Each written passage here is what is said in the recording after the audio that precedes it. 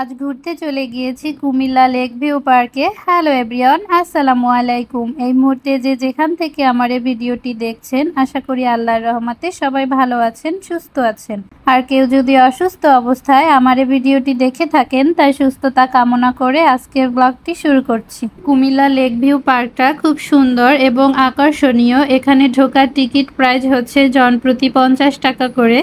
এখানে বাচ্চাদের অনেকগুলো রাইড আছে, বাচ্চারা আসলে খুব এনজয় করতে পারবে। প্রতিটা রাইডের টিকিট প্রাইস হচ্ছে 50 টাকা করে। আমরা যখন এখানে গিয়ে পৌঁছেছিলাম তখন প্রায় 6টা বেজে গিয়েছিল। তবে এখানে যদি আমরা 5টা বাজে থাকতে পারতাম তাহলে আমাদের ছবি আর ভিডিওগুলো আরেকটু সুন্দর হতো। যাই হোক, যখন গিয়েছিলাম তখনও খুব ভালো লেগেছিল। হালকা হালকা বাতাস এবং সাজানো গোছালো পরিবেশ ভালোই লেগেছিল।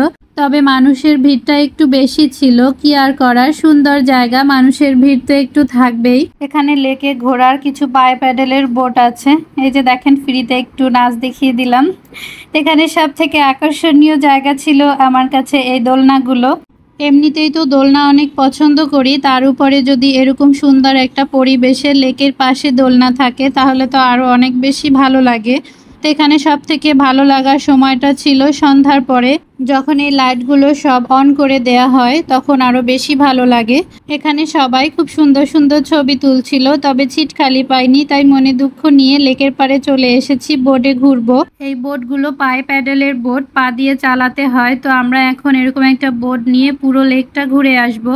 তো পুরো লেকটা ঘুরে আসতে আসতে যতটুকু এনজয় করেছি তার থেকে বেশি এক্সারসাইজ হয়ে গিয়েছে। যেহেতু এটা পা দিয়ে চালাতে হয় তাই পেটের উপরে প্রেশারটা একটু বেশি পড়ে। যাই হোক, ঘুরতে ঘুরতে ব্যায়াম হয়ে গেল, সেটাও বা খারাপ কিসে। এই তো সন্ধ্যা হতে না হতেই চারপাশের বাতিগুলো সব অন করে দিয়েছে। এখন পরিবেশটা আরো বেশি ভালো লাগছিল, তবে দিনের আলোটা পুরোপুরি চলে গেলে বেশি ভালো লাগবে। আজকের ভিডিওটি আপনাদের কাছে কেমন লেগেছে অবশ্যই আমাকে কমেন্ট করে জানাবেন। ভালো লেগে থাকলে প্লিজ একটা লাইক করে দিবেন।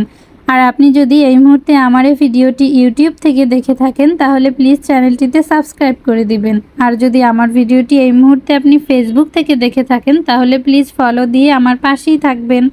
আর কাজটি যদি আপনি অলরেডি করে থাকেন তাহলে আপনাকে অসংখ্য অসংখ্য ধন্যবাদ। এই তো পার্কটা উপর থেকে আরো বেশি সুন্দর, বিভিন্ন কালারের লাইট জ্বলছিল, দেখতে আরো বেশি ভালো লাগছিল।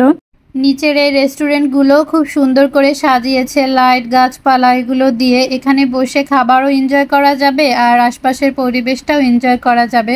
এই তো আমরা পুরো পার্কটা ঘুরে ফেলেছি, তারপরে আবারও চলে এসেছি সেই আকর্ষণীয় দোলনার কাছে। এখানে আমি আর আবিয়ান প্রায় আধা ঘন্টার মতো দোলনায় দোল খেয়েছিলাম।